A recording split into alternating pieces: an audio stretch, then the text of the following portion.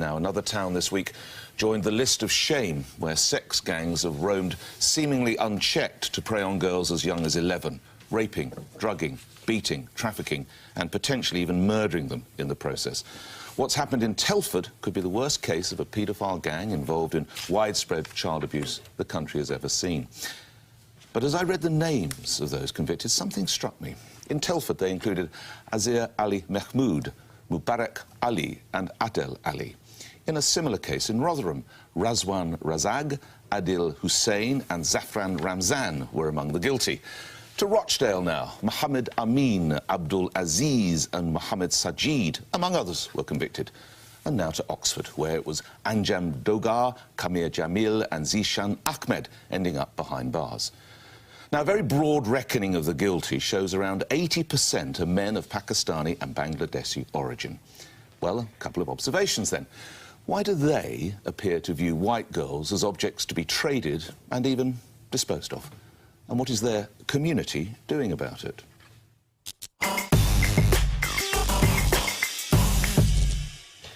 Nick, this is a tragedy that's been going on up and down the country, and unfortunately, the police and local councils have been complicit in covering up this scandal. Well said. Yeah. Time and time again, they have found that British, Pakistani and Bangladeshi South-Asian Muslim men like me have been involved in grooming underage white girls and targeting them in what I would describe as racially motivated sexual assault.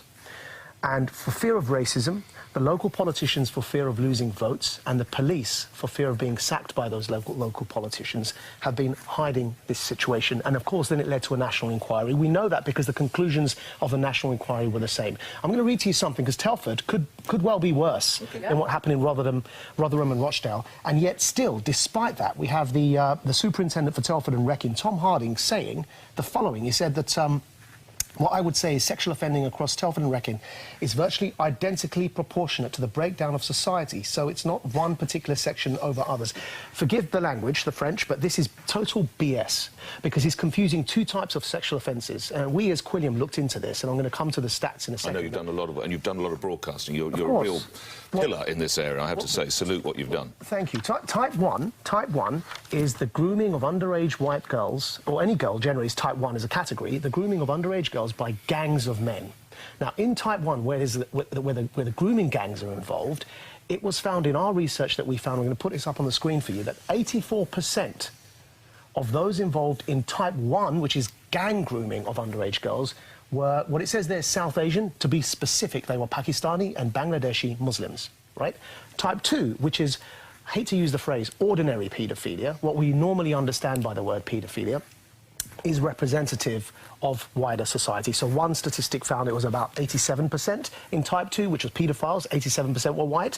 Another found 100% were white. But of course, that's not surprising because the vast majority of the country is white. What's interesting is the disproportionate figure of 84% hailing from my background. Why that's interesting is because roughly only 2% of the country are Pakistani and Bangladeshi Muslim men who are responsible for 84% of collective grooming of underage white girls. You'll respect that. I must get other people involved. A fantastic body of work. Carol, I saw you nodding as I was going through the list. You know what particularly sickens me on this is that, you know, in all of these places that you've mentioned, the police, the social workers, the care workers all knew what was going on. They couldn't pretend that they didn't. They've known this has been going on since the 90s.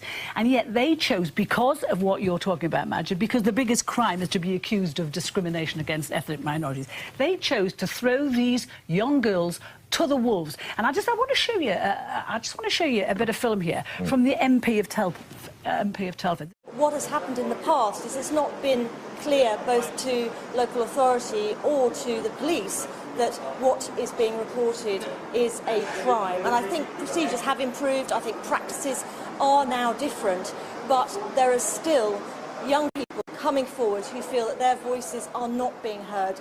You see, that to me is absolute nonsense, because these girls have gone and made their voices heard for decades and no one was listening. That is a really disingenuous comment, because these girls had no way. It's not just a case of somebody grooming someone online. Some of these girls, as young as 11, were dragged into filthy, dirty houses and gang raped by men. They were perfectly aware that was a crime. And compare and contrast with another Labour MP in Rochdale or Rotherham who made the point and was promptly sacked from the front bench for talking in the sort of terms that Maajid has. We must get others involved. But just let's say over Telford, 2 of the whistleblowers who tried to protect these girls were fired. All right. So Lucy Allen, the MP we just heard from, she has called for a public inquiry, and it seems that there will now be one. And it's important to say she has been calling for an inquiry since 2016. So before we were all talking about this, she was talking about the true scale of the abuse in Telford. But there's been let's just hear from Afua. Yeah, on you go. So I think anybody with any decency is absolutely appalled and horrified by these, and anybody who cares about children being safe has to speak out about this and say something is going wrong where we see these patterns replicated up and down the country. And I agree with everything that Maajid has said. I think my concern in the way we talk about this, and I've done a lot of work on this as a reporter, as a social affairs editor before, is that there are 2 narratives that are both equally dangerous, right? We hear that the reason that the police and councils failed these vulnerable girls is because they were afraid of being accused of racism. Whether that's true or not, that is no excuse. There is no excuse for public servants not doing their basic job of protecting vulnerable children. The other narrative I've now heard from people who work in child protection is that police and local authorities now have this idea in their head that people who abuse children are Asian men of Muslim backgrounds, and that is obscuring the reality of other children who are being abused. Now, that's equally dangerous, because if you care about children being safe, you want all children to be safe. You don't want prejudice in local authority and police keep putting children at unnecessary risk. The thing I would say about Maajid, your figures, you know, which I remember at the time, and it was really important work. When we talk about this being an Asian problem, a Muslim problem. 100%, according to the NCA, of paedophiles, so not people who exploit vulnerability, but people who are just sexually attracted to children, are white. That's type 2. Okay. We don't talk about that as a white problem, and we also don't say that the white community needs to work out what is going wrong here and why there is paedophilia in its ranks, which there clearly is. No. I don't think we are talking about type 2 paedophilia, which is white men who are attracted to children. What we are talking about is the Asian grooming gangs. I understand that, and but I am raising type 2. We need very briefly to say this is a class problem, this is a cultural problem, and this is also a language problem. Religion as well, by the way. Also religion, because firstly on language, these are paedophiles who are raping children. Okay, let's just accept that. And these are not women, these are not girls in relationships with their abusers. And this some is of rape. The language around child prostitution is very damaging, because there's no such thing as child prostitution. They mustn't call the girl victims prostitutes. They are rape victims of rape. They are and children. they were dismissed in this case. Culturally, we have to understand why this goes on in this country. But finally, we haven't talked about class, and the reason why the authorities turned a blind eye and threw these girls under a bus or to the wolves was because they were, as it were, in an underclass. They thought these girls are out of education, they've been failed by social services.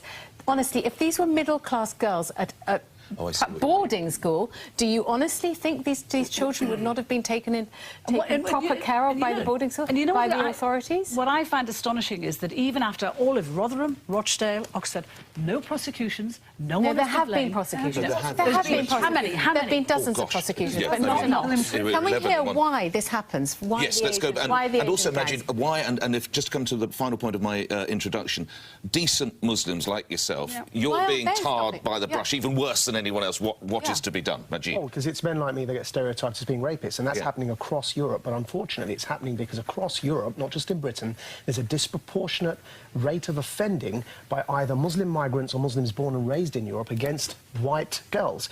And there are class reasons to it. There are patriarchal reasons to it. Why it happens in Muslim-majority nations is largely due to the social conservative attitudes in society and their patriarchal and misogynist attitudes towards women, and also cultural elements kick in. Now, for example, fundamentalist interpretations of Islam believe that as long as you have consent of the father, there's no underage, there's no pre-puberty, there's no limit on marrying a girl. They refer to the Prophet having married a 9 or 11-year-old, depending on the age of reference. Right. These attitudes must be challenged, and they must be addressed.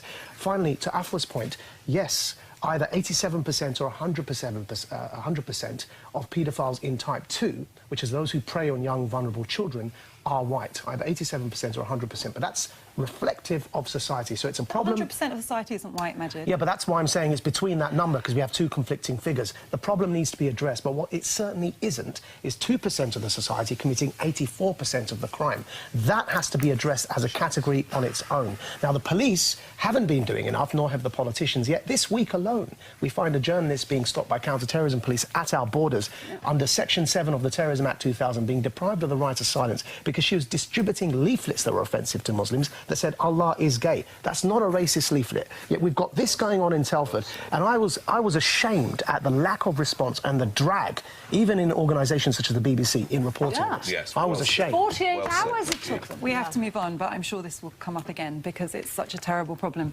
There's light